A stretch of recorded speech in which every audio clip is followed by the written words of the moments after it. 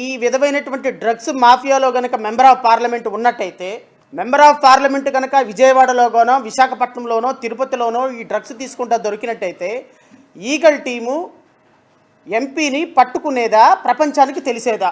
మీరు ఒక్క మాట ఆత్మసాక్షిగా ఆలోచించండి. 2 సెకండ్లలో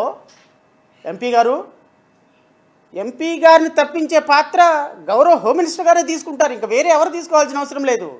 నెంబర్ 1 డైలాగ్ వెళ్ళిపోతుంది పోలీసుల దగ్గర నుంచి. అమ్మా, ఏలూరు ఎంపీ గారు డ్రగ్స్ పార్టీలు దొరికారమంటే 2 నిమిషాలు ఆయన పంపించేసేసేయండి ఇమ్మీడియట్గా అని హోమ్ మినిస్టరే చెప్తుంది. ఇన్ని కథలు, ఇన్ని సంస్కరణలు, ఇంత అద్భుతంగా లా అండ్ ఆర్డర్ గురించి మాట్లాడేటువంటి తెలుగుదేశం పార్టీ హోమ్ మినిస్టరే ఎంపీని వదిలేపించింది.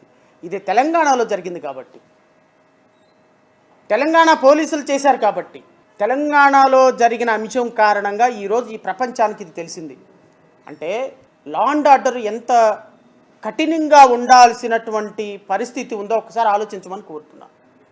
ఇదే తెలుగుదేశం పార్టీ ఆంధ్రప్రదేశ్లో జరిగితే బయటకు వచ్చేదా?